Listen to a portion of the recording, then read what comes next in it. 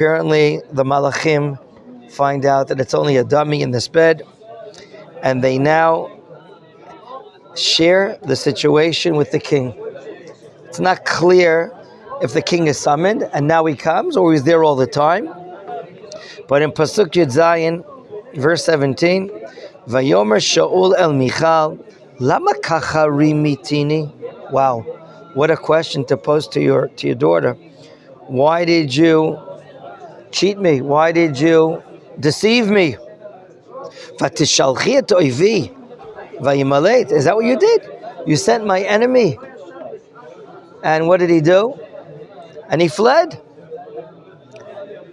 Vatomer Michal el Shaul, hu amar Elai shalcheni lama amitech. Now, we're going to try to understand these words because you can find in the commentaries two different understandings. Literally, what is Michal saying? Hu amar Elai shalcheni, he ordered me. He said to me, send me. Lama amitech, why should I kill you? So the simple meaning she's saying is, I was threatened. I was threatened with my life.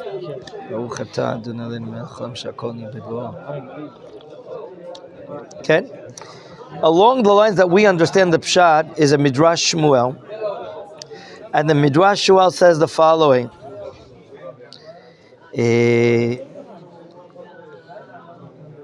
That she's basically lying. She's basically lying to save her own skin. Is that what it seems like? Again? Sound like that, Lama, let me take 1 second, just or yes. However, this understanding is in the Midrash that we understood. I want to share the Midrash with you. The Midrash says she has a nickname called Eglah. Eglah, like a young, beautiful calf. Why is she called Eglah? Michal, why is she called Eglah? I don't know where she's called Eglah, but the Midrash says so. And then the Midrash says, Al shepa'ata lefanav, the way she spoke like a young calf. And she says to him, Abba, couldn't you have married me to anyone else in this world? You married me to your robbers? Is that you married me? Do you know what he did to me? He took out his sword and said to me, if you don't allow me to what? To flee from here, I'm going to kill you. That's the Midrash elongating the understanding that we have here. In other words, she is basically lying in order not to cause problems between who and who?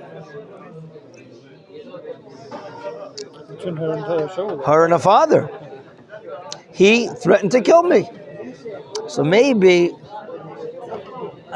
she knows what's going on between Shaul and David, but maybe she's thinking that if my father knows I'm not on his side, that'll make him even more sick. Maybe that. I'm trying to understand why would she build a case like this?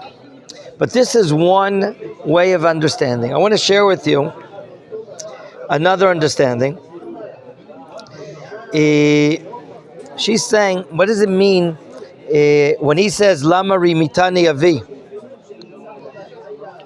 She says the following. Let me see if I find it. Lama rimitani avi visitani leish asher ahavtiv vatach chafatzta lamito ולמה שלחת מלאכים לשמור את הבית לעמיתו, להשחית את ביתו וביתי, ולנות חרב בעינו? Why did you do this? Why did you lie to me? She's making up a different line. Another understanding is she's complaining. Why did you deceit and do this to me? Why did you have me marry someone that you hate, that you want to kill? What, do you want to destroy his house and my house? What, do you want to put a sword between me and him? So here she's saying it like it is, and she's making a claim that against her own father. Now, we're going to see that she continues to love her husband, even though she's giving up her husband right now. He's going to be gone. Do we know when he's going to be coming back? It's not so clear. What does David do? He's now fled 2 places in a short time. Once at the palace, and now at his own home with the daughter of Shaul. Where does he go? Who's gonna keep him? Notice where he goes to. Pasuk Yud Chet. V'David barach vayimalet. He's gone. He's escaped. Vayavo el Shmuel haramata. He goes from Givat Shaul, where the palace area is, which today we think is in Pisgah Ze'ev, and he goes to Ramata. Ramah is the place of where Shmuel was born, bred, and living all his life, where he's buried today. And what does he meet up with him? Vayagedlo et kol asher asalo Shaul vayelachu u'Shmuel vayishu benayot. Number 1, there's no instruction here.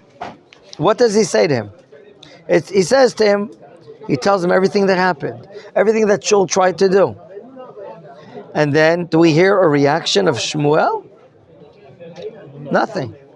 It says they walked together. Vayeshvu benayot. It's a kri uchtiv. It's written one way, but it's pronounced benayot. Even though there's a vav after the nun. What question should we raise? We're going there. What is it? What are they going there? What is nayot? Okay. Chazal will ask this question. Vayeshvu benayot, Rashi says, based on the Targum Yonatan ben Uziel, Beveit Ulpana, an academy of study. Ulpan, Leilaf is to learn, to study. Bekitzur, he's enrolling in the yeshiva. David goes with Shmuel, to Nayot. Now, do you remember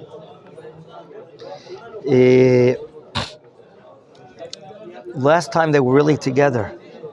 When were David and Shmuel together? When he anointed him. Apparently he anointed him, and then immediately after he anointed him, Shmuel cut out. He left the area. Okay?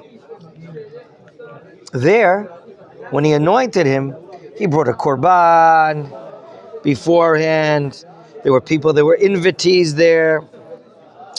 Here, there's silence. The meeting, before they go to Nayot, the meeting is that they're totally silent. Okay? In other words, David shares with the prophet the terrible things that the king is trying to do to him. So, no reaction, no expression of sorrow. I'm sorry for you. I regret that this is the situation.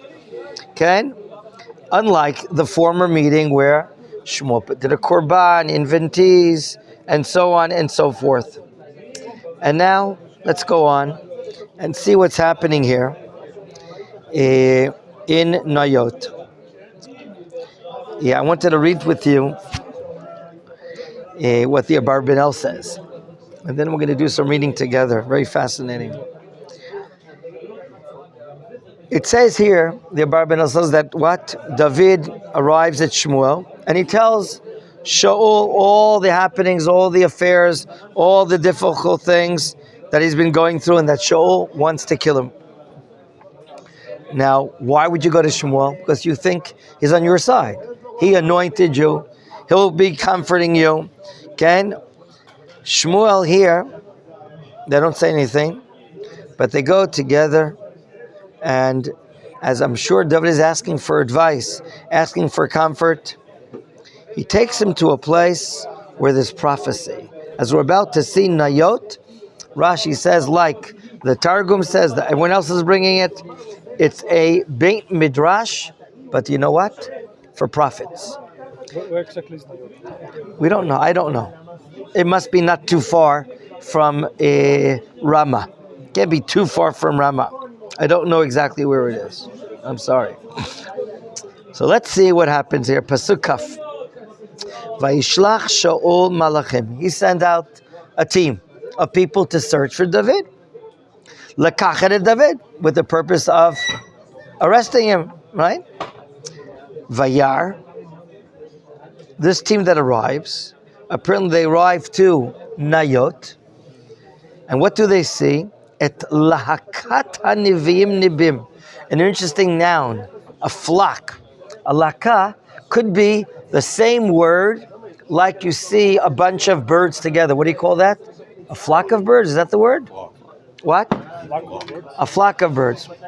Laka is a flock of prophets. You can get maybe Hebrew, English, Tanakh. I think it'll be good for you. Okay? They get an entire group of prophets, Nibim. And what are the prophets doing? What are the prophets doing? They're all prophesying. All these prophets are prophesying. It doesn't say what they're prophesying, but it's clear to us that the place called Nayot is a school for prophecy, a Beit Ulpana, okay? A yeshiva for prophets. Now, who's the leader? Who's the head of the yeshiva? Obviously, the prophet of the generation, Shmuel. So the Tanakh says in verse 20, Ushmuel omed nitzav. He's standing, he's still, he's not active, he's over them. And now the team of soldiers, of policemen that have arrived to arrest who? David, come to the area, and what happens to them? Vatihi al malachei Shaul ruach Elohim vayitnabu gam hema. Something very unusual happens. The same group of police sent to encircle and arrest David, as they come to the area of this academy, what happens to them? They can't arrest David. Why? They begin to absorb the what? The prophecy that's going on right now between Shmuel and everyone else. So right now we're studying something that is, we have to understand this. This is not a simple thing. So I want to read together with you some commentaries that Rabbi Bachrach brings. And this is like a fascinating ending of this chapter. As David, will he be able to flee or not? Okay, so we're on page 196 of Rabbi Bachrach's book here. And let's start with the Vayelachu Shmuel Vayeshu ben Nayot. They decided to go to Nayot, and we're all asking why. So the Abarbanel brings the following. Notice it says Vayelechu uShmuel. Who's mentioned first, the prophet or David? Vayelechu uShmuel.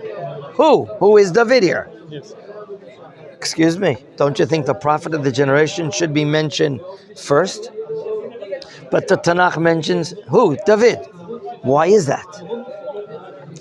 What do you think? What's happening? Why is Shmuel honoring David to walk first, let's say? What apparently is about to happen, or could happen months from now, I don't know, but the fact that David was already anointed, although secretly by Samuel, Shmuel the Prophet, and is yet to take office, Shmuel knows David went through a very hard time. His father-in-law, Shaul, tried to kill him several times. He's not respected, he's not honored, he's hated by Shaul. So the Abarbanel says, V'zachar David Rishona, u'Shmuel acharav lichvod ha'malchut. Shmuel wants to give David a sense that he belongs to royalty. And therefore, who's mentioned first in this pasuk? David is, because he represents royalty. And he brings a Rambam from the Laws of Kings. Afilu navi omed lifnei hamelech. If you have a prophet standing before the king, what should the prophet do in honor of the king? Mishtachaveh arza. You should bow down. Now, David has yet to, in fact, act as the king. However, Shmuel, who anointed him, wants him to be considered now a king.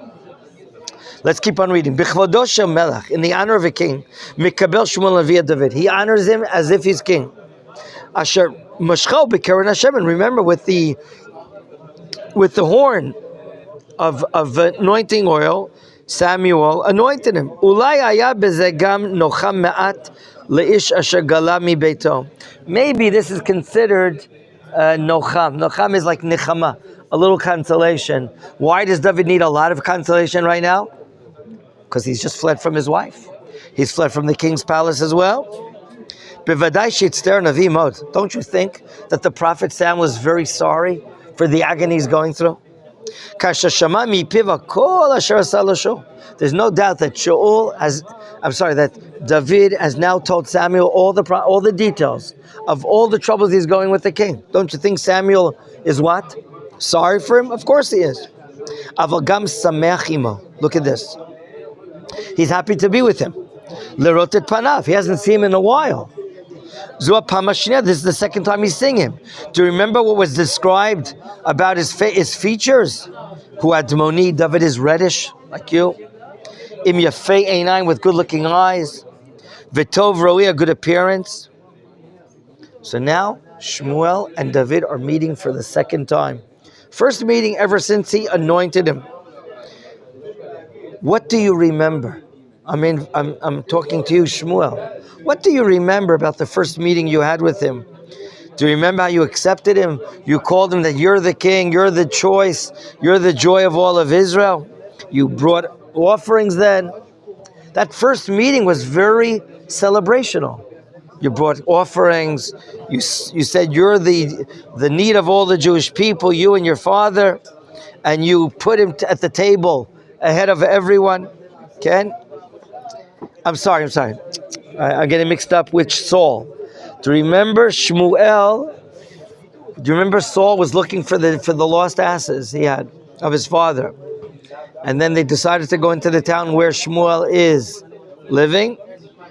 Shmuel got prophecy. I want you to anoint him. There was a dais table with all the invitees. And in the middle of the man, he says, we want you to be king. God wants you to be king. So maybe that's going in his mind. Wow. A few years ago, Shaul was anointed. He was the joy of all of Israel. And now the same Shaul is looking to kill David. It's a tough situation. So now they've arrived, David and Shmuel, to this place called Nayot. And we said Nayot is a institution for prophecy. They certainly spoke together. They have a lot of things to deal with. And we want to understand, what do you think they dealt with? Strategy to escape, what to do to Shaul, call a different guard, build a new army, rebel. I mean, what do you think they're going to be doing? But you know what? David is a recipient. David has humility. David is willing to listen. Okay? And what does the prophet say? Quote, Hine shemoa mizevach tov. Listening is even better than bringing a sacrifice. And another verse from Mishlei, V'ish shomea lenetzach yidaber. Someone that listens, someone that can learn, he'll be able to speak for eternal time. Okay. Gentlemen, to see what they learn now, today or tonight, look at the second meaning under the words Vayeshvu b'nayot. Ravuna b'Rabbi Yossi. Ravuna, you have it. Ravuna b'Rabbi Yossi says, Oto alayla, that night, Shebarach David milifnei Shaul, that David has fled from Shaul, Lamad mishmol Navi. He went to learn at this yeshiva. How much did he learn? Mashe'ein talmid vatik lomed b'mei ashana. Can you hear this? Even a senior student in yeshiva, what he can learn in 100 years, okay? Right now, David will learn from Shmuel what a student wouldn't even learn in 100 years. What? You're telling me one night he's going to learn more than you? Yeah, you learn in 100 years? I see your white hairs now. So we're all interested in understanding, what did David, after fleeing from his father-in-law, and his wife told him to get out of here before he gets killed, what is he learning? Chavruta with Samuel the Prophet, Umalamad. And what did he learn? Look at this, gentlemen. This is going to be very profound. Rabbi Yirmiyah B'Shem Rabbi Shmuel Bar Yitzchak, one of the great Amoritic scholars. You know what he learned? Megillat Beit HaMikdash. Shemasara Kadosh Baruch Hu LeMoshe. And so on and so forth. My dear friends, there's a scroll. There's a scroll or documents that have been hidden, given to Moshe Rabbeinu by God, and they're called the Scroll of the Holy Temple, meaning where, what has to be done, the details, and so on and so forth. This night, Shmuel and David are learning Chavruta regarding matters of the Beit HaMikdash. Isn't that amazing? Look at the second page. He brings a pasuk from Psalms 41. Shenemar vata Hashem choneni. You, God, bestow me kindness. Vakimeni, and establish me. Vashalmalem, and I will pay to them restitution. Hakimeni min amita. Establish me, get me up from my bed. Vashlim lehem migilat binyan Beit HaMikdash. I will complete for anyone and everyone that needs to learn how to build a Beit HaMikdash. That's the prayer of David when he's writing this in Psalms. Miyad, immediately, Shama HaKadosh Baruch Hu Tfilato, God heard his prayer service. Va'amad min amita, David stood up in the mita as it states. And now we're quoting Divrei Yamim, the book of Chronicles. Okay? There are things written in there that are not written here in Chronicles. Divrei Yamim Aleph, chapter 28, quote, Vayakom David araglav, David got off on his feet from his bed. Vayomer, and he says to God, Shim'uni, Achi v'ami, hear me, my brothers and my nation. Ani im levavi, I'm with my heart. And what do I want to do with my heart? Livnot Beit Menucha. I want to build a house of rest. No, not a hotel. A house of rest for an Aron Brit Hashem.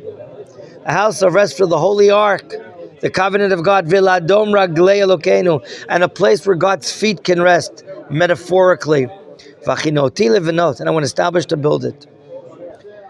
My dear friends, so David is now learning what apparently has been handed down in the oral Torah to Moshe Rabbeinu, to Yoshua ben Nun, to the elders in the period of the Shoftim, and now Shmuel has it, and David says it's about time we start learning how to build the Beit HaMikdash. Is that interesting? Instead of learning strategy, where to flee to, and what to do in order to prevent to be killed by Shaul that's mad at me, that wants to kill me, David says it's time to build a Beit HaMikdash. Let's now learn. Shmuel invites him, and they're learning the blueprints of building the Beit HaMikdash. Is that amazing? V'tavnit. This is a quote from a pasuk in Divrei Yamim, the second paragraph. V'tavnit. Tavnit is the structure. Tavnit is the how shall we call it? The height, the width, the length, the materials, how it's built. Milvada pashut. Other than the simple meaning that David is learning from Samuel, the length, width, height about the Beit HaMikdash, Romeiz Gamkein is hinting also, Ki kol HaMikdash v'chadarav mirumazim l'inyanim gedolim v'niflim hein ba'olam ha'gadol hein ba'olam ha'katan shua nefesh. The Tavnit is not only the structure of the Beit HaMikdash and its width and length and height and which kelim, but it's things that are in the nefesh. David in his nefesh right now has a desire to organize matters, to learn how to build a Beit HaMikdash. Sheshneim aruchim, they're both prepared. Umesudarim, and they're both organized. Kefi Seder HaMikdash, according to the order of the building the Beit HaMikdash. Liodei dat, for anyone knows how to do it. Ad, to what level? Sheberuach David ayat tavnit HaMikdash v'chol tzerotav v'lishkotav. Once he studied it with David, it's in his head. It's like an engineer. He knows all. He knows all the plans. He studied the blueprints with Shmuel. He knows it all. Wow. Now, that's what they're doing this night. We saw Shaul sends a team, okay, to catch David. What happens to them? You wanted to ask, what is the meaning or significance of the name Noyot? It comes from the word Noy. What is Noy? Ornamentation. What? Like an ornament. Right, something pretty, something beautiful, something nice. Noy. We have a law called Noy Sukkah. There's like a mitzvah to decorate the sukkah, that it be as nice looking as we can.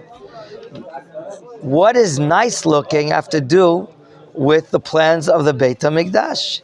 That's the famous question. Why are they going to Noyot? And why is Noyot the place they're learning about the building of the Beit HaMikdash? What's the answer? Because Hashem values beautiful things, and it can be, in the right context of anything, a blessing. Absolutely. Judaism doesn't disdain or negatively look down upon beauty. Beauty can add on to a mitzvah. Beautiful kelim, a beautiful Beit Knesset, and of course, what will be the most beautiful structure in the world? The Beit HaMikdash. That's on the bottom of the page of 197. Vayugad l'Shaul lemor, when it's told to Shaul, saying, Hinei David ben Nayot barama, Darash Rava. Rava in the Gemara asks the question, what's the connection? They left Ramah, the birthplace where Shmuel lives, and they walked together to Nayot. Why is this connected? Answer, Ella rather. Shayu Yoshvim Beramah, in the city of Shmuel, Va'oskim benoyo shel olam. Rashi, Limtzo makom lebeit ha'bechira min haTorah. According to this midrash, there's no such thing as a place called Nayot. There's no such thing as a place called Nayot. Rather, they're in Ramah, where the yeshiva of prophets are, and they're dealing with the most exquisite, the most special, most beautiful building in the world, and that is what? The Beit HaMikdash matters. In other words, the beauty of the world, Noi Shel Olam, that's Nayot. And that is the Beit HaMikdash. And that's really in Ramah. Turn to the next page, 198. This is one of the points of jealousy that Doeg the Edomite has on David, as it says in Tilim, Ki kinat beitcha achalatani. The jealousy of your house, of building the Beit HaMikdash, is eating him away. Doeg doesn't see and appreciate the brilliance of David. Doeg the Edomite, the Ger Tzedek from Edom, is full of jealousy of the greatness of David. Okay? Valdevar Zel, let's go to the larger print down below. Valdevar Zel bevadai nitkanesh Shaul beDavid. If Doeg Adami is jealous of David, of his learning the abilities to build a Beit HaMikdash, what do you think Shaul is going to feel? Here he is, David's a star again. He starts learning with Samuel the blueprints of the building of the Beit HaMikdash. He can't stand it. What does David do? Verse 20 that we read. What does Shaul send? He sends a team of people to Nayot in order to arrest David. When they see the what? The flock of prophets prophesying and Shmuel standing on them, this has an impact, my friends, on the team, on this police team that's coming to arrest David. Shmuel atzaret malachei Shaul al yedei zeh shechnisam betchum hanevuah. Shmuel, how does it happen now? Now we're studying some metaphysical things here. Shmuel sees David's team of people that are come to arrest David. He sees them. He does something in the spiritual world that takes their mental faculties, and now it seems even without preparation, which is unusual. For prophecy, you need preparation. That right now, since there's prophecy in the area, they too feel or sense prophecy. Okay? They sense prophecy as well. Now, How does it work? Have you you haven't? Have you gotten prophecy? No, that doesn't happen anymore for us. I want to know if it's now happening. Is it happening to you yet? No, Okay. there's things that Don't brag. Don't brag, please. I think I have a good ability to predict the future. My dad told but me that I was doesn't going make to me be a a prophet. deadbeat. He's like a big prophet. My dad's the best in the world. How does it? Tells me I'm the greatest deadbeat. How does it happen? They are coming into the area. Shmuel, in this academy with the students, they're prophesying. Let's see the words of the Al-Shech. The words of the Al-Shech. Al-Shech HaKadosh is in Tzfat, time of the Arizal, a little before, a little after. I don't remember exactly.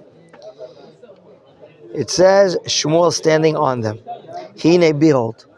Shmuel hayan nidmeh le'or gadol. In this case, when he's getting prophecy, he appears as if he's a light, a great light. A great light, or gadol, on Shmuel. Ke, just like what? Nikudat nitzotz, hashemesh, bigvorto. Just like you see a spark of light from the sun, Shmuel here at the head of the academy has like a spark of light on him. How did that happen? Ki itpashtut ruach Hashem asher b'Shmuel. The spreading of prophecy, of spirituality, the Spirit of God on Samuel, haya chazon nifratz u'mitnabim b'emtzuto. I want to explain this. This we're going to see in several places in the Tanakh. When one person here in this area is the recipient of prophecy, and if it's someone great like Shmuel the Prophet, if there were any stoppages in getting prophecy, they're opened up. It was like things were clogged up until now. Shmuel is the recipient of prophecy. That light spreads. The ability to be receiving prophecy nearby people, they get it. So the prophecy is like impacted out. It's like spreading out through Shmuel. The Abarbanel says the same thing happened regarding the 70 scholars. Do you remember when we're looking for a replacement for Moshe? We're looking for a court, and 70 scholars are chosen, and who comes running and complaining? Oy, Moshe, Moshe. They're prophesying in the camp. Let's see it. Ubazeh ha'ofen, in this way, higiu shivim askim, the 70 elders, lemalat nevuah. They, the 70 elders, reached prophecy be'emtzeut Moshe Rabbeinu alav hashalom. Because Moshe was getting what? Prophecy. He impacted it on the 70 people. Who were the ones complaining that they're not happy that they're getting prophecy? What was their names? Do you remember in the book of Bamidbar? And then Moshe says, Halavai, everyone would have prophecy. That's not a problem. I'm not looking at the shortcomings. Do you remember who that was? I just forgot his name. In Parshat Balot Chai. Shimi ben Gera? No. Who was it that complained? Parshat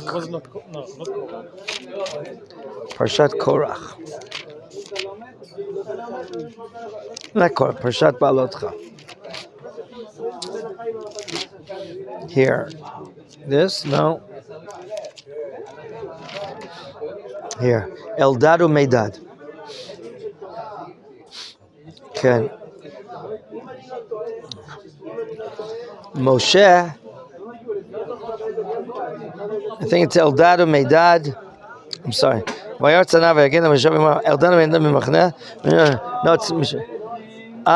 it's Yoshua complaining that Eldad and Meidad are prophesying. And which says, what's your problem? Halavai, should it be that the entire nation of God should prophesize at the same time? Yud Aleph. No, 1 second. It's not the place. No, it's not. God says to Moshe, collect for me. I'm sorry, I made a mistake. God says to Moshe, collect for me 70 elders. That they're going to be the elders of the nation. And you'll take them to the tent of meeting. And so what does Moshe do? He goes down there, he speaks with them, and he provides the Ruach, the Spirit that's on him, on them. And now they're going to take part of the burden, the national burden, but not only are they going to be scholars, but they're also getting prophecy.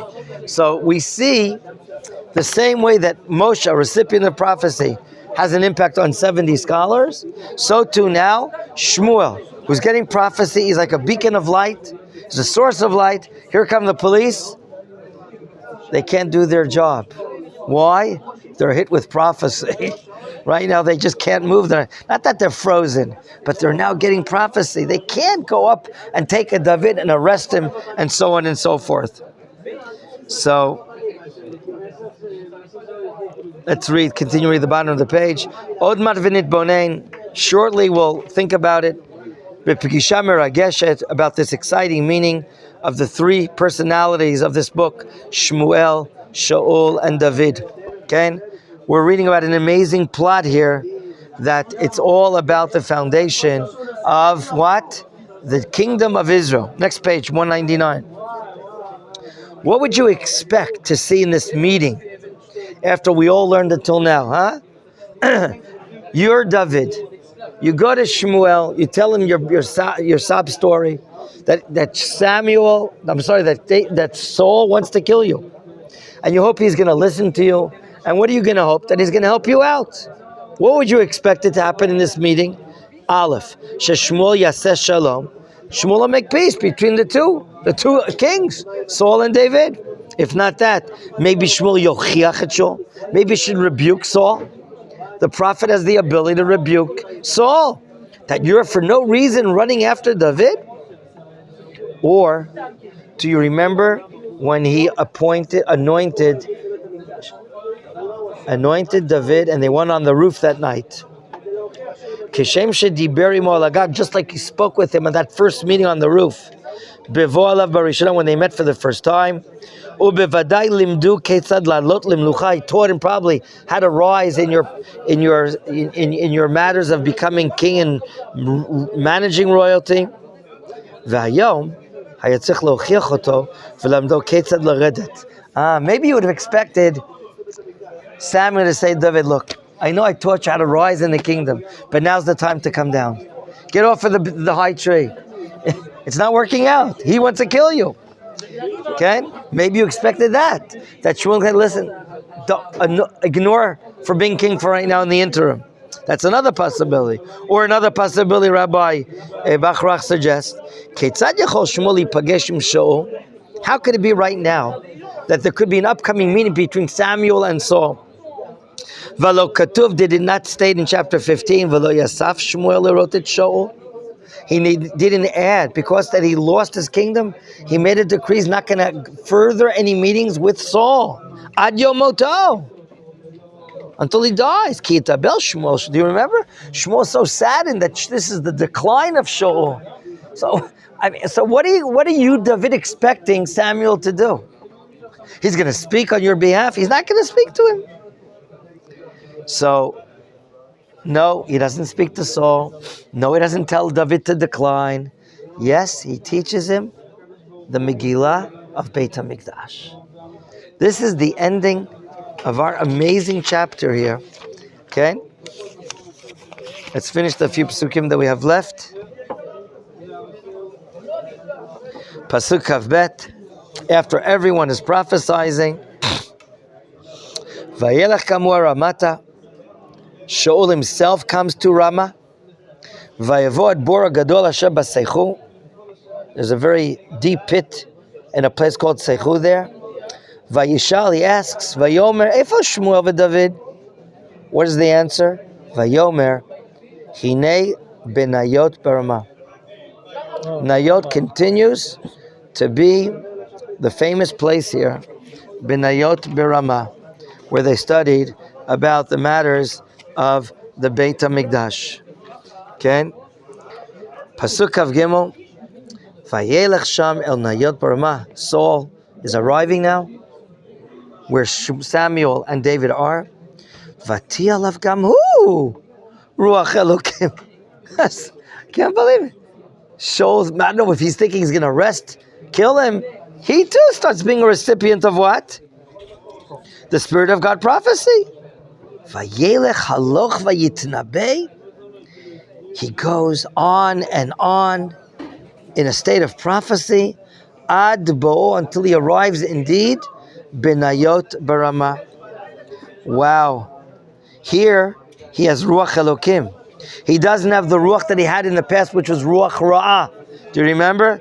He doesn't have the evil spirit on him right now. Now he's getting this abundance of prophecy. Wow. Pasuk Kaf Daled, verse 24. The last pasuk of our dear chapter. Vayifshat gamhu bigadav. What does it mean, the taking off of his clothing? This is not a dressing room. Rashi says, do you know what it means he's undressing his clothing? Bigdei malchut. He takes off as if, maybe metaphorically, his royal clothing. And Rashi says, do you know what he's wearing? The clothing of the students in the academy. Students of prophecy. Okay? He thought he's going to catch David. Vayitnabe gamu. He continues to prophesy. Lifnei Shmuel. Vayipol arom. What does it mean that he fell naked? Just like we explained a moment ago, that's what Rashi and Chazal say. Naked of which clothing shall we understand here? Royal clothing. He's falling and falling. He's no longer wearing royal clothing. He's wearing the uniform of one of the students that's prophesizing before Shmuel. Vayipol arom kol hayomahu v'chol halayla al kein yomru. Therefore, they shall say. There's now a new pitgam, a new expression. Hagam Shaul Banevi'im. What is this expression? Son of a gun. Not only are the students of Shmuel's prophets, but also Shaul, he's amongst the Nevi'im. His clothing was more like it's metaphorical. Metaphorical, that he's no longer wearing his clothing of royalty, but just like one of the students. So what's happening here, he's remaining now, shall we say, and end the understanding this way. The Radak brings this idea. His emotions are not moving him whatsoever. His anger, madness, craziness to go after David and kill him is not alive and kicking as long as right now he's on the premises of Nayot with Samuel the Prophet. Rather, he's totally has pure intellectual capabilities and faculties, allowing him to zoom in, zero in on prophecy. He can't stop David. He's not mad right now, but this is temporary. And if you were David, what would you do right now? Run away, which is the beginning of our next chapter.